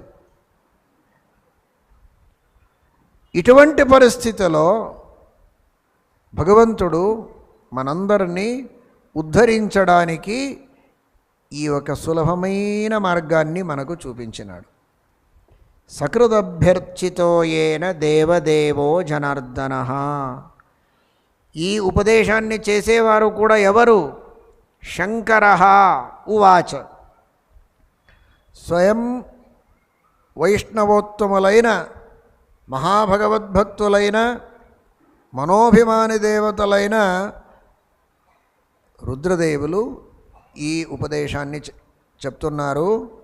సకృదభ్యర్చితో ఏన దేవదేవో జనార్దన యత్కృత్యం తత్కృతం తేన. ఏది కృత్యమో కర్తవ్యమో విహితమైనటువంటి కర్మమో అటువంటి కర్మములు ఎంత ఉన్నాయో వాటిని చేస్తే ఎటువంటి ఫలం దొరుకుతుందో అటువంటి ఫలము ఆ భగవంతుని అర్చనంతో దొరుకుతుంది. అంతేకాదు సంప్రాప్తం పరమం పదం, పరమపదాన్ని ప్రధానమైనటువంటి ఆ వైకుంఠాన్ని మోక్షాన్ని పొందినట్టు అవుతుంది. ఆ మోక్షమే మనకు ఆ భగవంతుని అనుగ్రహంతో కలుగుతుంది అనేదాన్ని చెప్తున్నారు.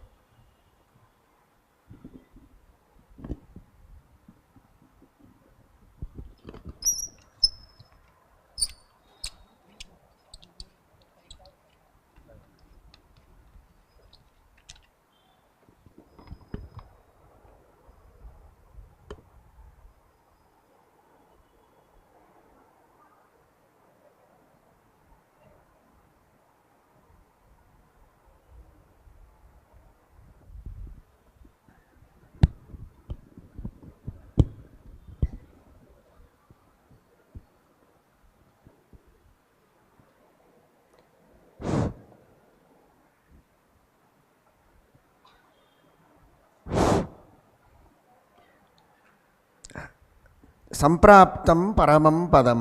పరమం పదం అంటే ఆ భగవంతుని స్థానము. భగవంతుడే పరమపదుడు. ఆ భగవంతుని స్థానము వైకుంఠము అది కూడా పరమం పదం. తద్విష్ణో పరమం పదం అంటారు. ఆ భగవంతుని పరమ పదము అది ప్రధానమైనటువంటి ఫలము. డబ్బులు కాదు, ఇల్లు కాదు, ఇల్లాలు కాదు, ఏది కాదు. ముఖ్యమైనటువంటి ఫలము అంటే ఆ భగవంతుని పదము స్థానము, అదే ప్రధానమైన ఫలము. అటువంటి ఫలాన్ని అనుగ్రహించేవాడు భగవంతుడు. ఈ పూజతో ప్రసన్నుడై ఆ ఫలం దొరుకుతుంది.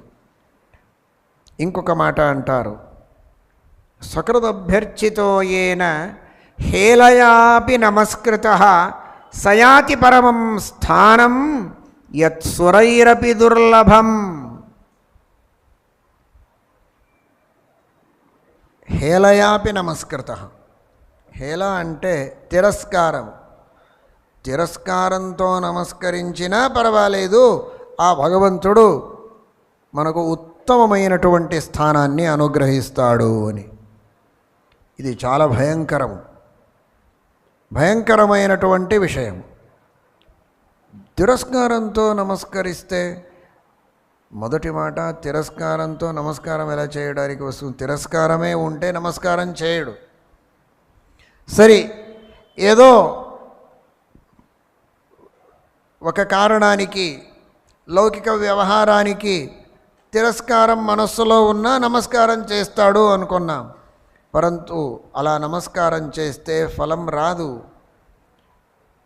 శ్రీమన్మధ్వాచార్యులే చెప్పినారు శ్రీమద్భాగవత తాత్పర్యమునందు, అభక్త్యోదాహృతం నైవ ఫలదాతృ భవిష్యతి. ఆ భగవంతుని నామస్మరణం చేసేటప్పుడు కూడా తిరస్కారంతో నామస్మరణం చేస్తే ఫలం రాదు, భక్తితో నామస్మరణం చేయవలెను. అలా చేస్తేనే మనకు ఫలం వస్తుంది, లేకపోతే లేదు. విపరీతమైన ఫలం, నరకాద్యనర్థములే వస్తాయి తిరస్కారం చేస్తే అని స్పష్టంగా శాస్త్రము యొక్క నిర్ణయం ఉంది. ఇలా నిర్ణయం ఉన్నప్పుడు హేళయాపి నమస్కృత అంటారు శ్రీమదాచార్యులు. అంటే అక్కడ శ్రీమదాచార్యులు భాగవత తాత్పర్యమునందు ఎలా వ్యాఖ్యానం చేసినారో ఆ వ్యాఖ్యానానుసారంగా ఉమర్జీ ఆచార్యులు కృష్ణామృత మహార్ణవానికి కూడా వ్యాఖ్యానం చేస్తారు. అన్యహేళనయ, భగవంతుని తిరస్కారం చేస్తూ భగవంతుని నమస్కారం చేసేది కాదు. మిగతా దుర్జనులు, భగవద్వేషులు ఎవరున్నారో వారి మొహమాటం పెట్టుకోకుండా వారిని తిరస్కరించి ధైర్యంతో భగవంతునికి నమస్కారం చేస్తే భగవంతుడు అనుగ్రహిస్తాడు అని అర్థం.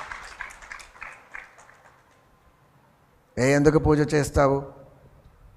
ఇంత అధ్యయనం చేసినావు, పెద్ద స్థానంలో ఉన్నావు, కావలసినంత డబ్బులు ఉన్నాయి, అధికారం ఉంది, చేత కింద ఇంత పని చేసేవారు ఉన్నారు. ఇటువంటి వైభవంతో జీవనం చేసేటప్పుడు ఈ పూజా పాఠము ఇవన్నీ ఎందుకు చేస్తావురా అని ఎవరైనా చెప్తే, మిత్రులు, శత్రుస్వరూపులైన మిత్రులు, అటువంటి మిత్రులు ఇలా చెప్తే, ఓ మిత్రులు చెప్తున్నారు కదా, వారికి ఎలా తిరస్కారం చేయాలి, వారికి గౌరవం చేయాలి, వారి మాటకు విలువ ఉంటుంది అని ఏ సంకోచము కూడా చేయకుండా వారిని తిరస్కరించి ఎవడు భగవంతుని దగ్గరికి వచ్చి భగవంతుని పూజ చేస్తాడు, భగవంతుని ఆరాధన చేస్తాడు, నమస్కారం చేస్తాడు, వారిని భగవంతుడు ఉద్ధరిస్తాడు అని అర్థము అని వ్యాఖ్యానకారులు అంటారు. సయాతి పరమం స్థానం యత్సురైరపి దుర్లభం. దేవతలకు కూడా ఎటువంటి స్థానం దుర్లభమో దొరకదో అటువంటి స్థానాన్ని ఇతను పొందుతాడు, ఇతనికి ఆ భగవంతుడు అనుగ్రహిస్తాడు అని. ఇది ఎలా సాధ్యమో? దేవతలకు ఏది దుర్లభమో అది మనలాంటి సామాన్య మనుష్యులకు ఎలా ప్రాప్తం అవుతుంది? ఇది కూడా శాస్త్ర విరుద్ధం కదా అని అంటే దీనికి కూడా ఆ వ్యాఖ్యానకారులు అంటారు, యత్ సురైరపి దుర్లభం అంటే దానికి అన్వయం సరిగ్గా చేసుకోవాలి. సకృదభ్యర్చితోయేన, భగవంతుని అర్చనం చేయవలెను. ఎలా చేయవలెను? సురైహి సహ అభ్యర్చిత. అన్వయం అక్కడ చేసుకోవాలి. సురైరపి దుర్లభమని కాదు, సురై సహ అభ్యర్చిత దేవ దుర్లభమపి పరమం స్థానం. ఎవడైతే భగవంతుని పూజ చేసేటప్పుడు భగవంతుని పూజ చేసి పరివారముగా అన్ని దేవతల పూజను కూడా చేస్తాడు, బ్రహ్మరుద్రాది దేవతల పూజను చేస్తాడో అటువంటి ఆ భక్తుడికి పరమాత్ముడు ప్రసన్నుడై స్థానమిస్తాడు. ఎటువంటి స్థానము? దుర్లభమైనటువంటి స్థానము.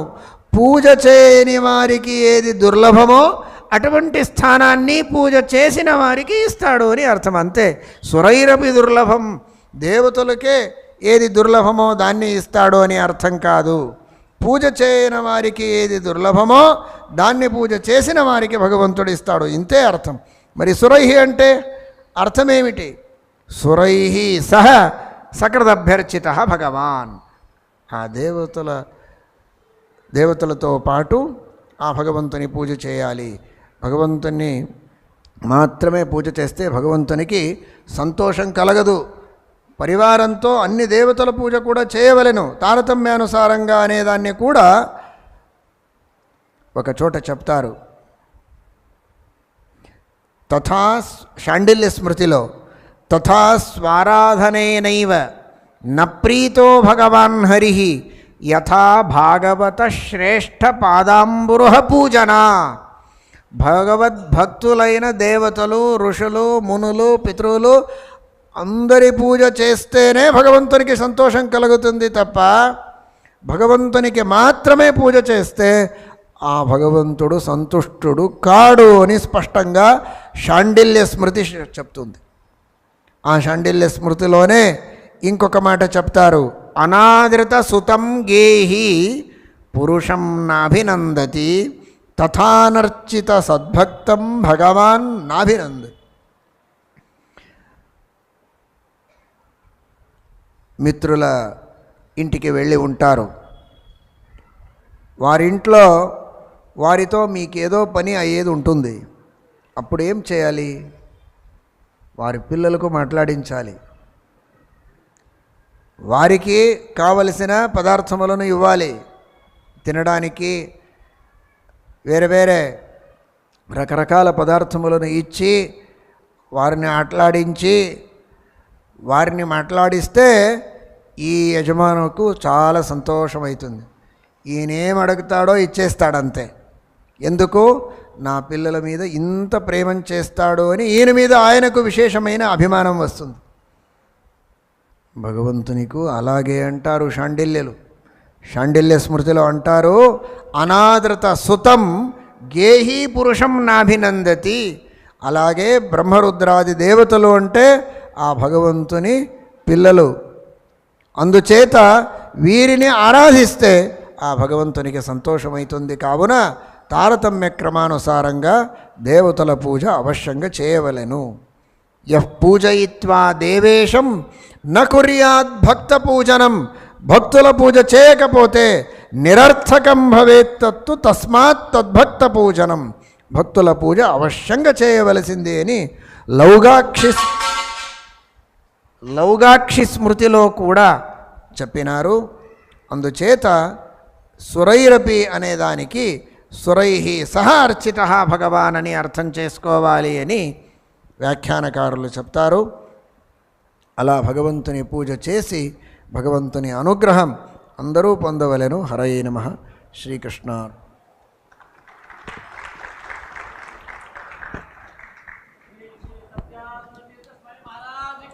ಜೈ. ನಾಳಿನ ದಿವಸ ಪವಿತ್ರೋತ್ಸವ ದಿವ್ಯವಾದದ್ದು. ಎಲ್ಲರೂ ಸಕಾಲಕ್ಕೆ ಬಂದು ಗುರುಗಳ ದೇವರ ದರ್ಶನವನ್ನು ಮಾಡಿಕೊಂಡು ಪ್ರಸಾದವನ್ನು ಸ್ವೀಕಾರ ಮಾಡಬೇಕು. ಪವಿತ್ರೋತ್ಸವ ದಿನೇ ದಿನೇ ಅದು ಬೆಳೀತಾ ಇದೆ. ಒಂದಾನೊಂದು ಕಾಲಕ್ಕೆ ಪವಿತ್ರೋತ್ಸವ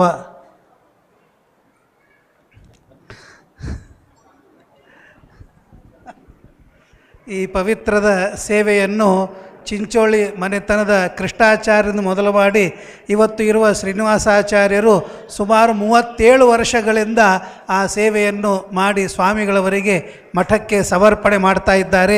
ಎಲ್ಲರೂ ಒಂದು ಸಲ ಜೋರಾಗಿ ಅವರಿಗೆ ಕರಘೋಷವನ್ನು ಚಪ್ಪಾಳೆಯನ್ನು ಬಾರಿಸಿರಿ.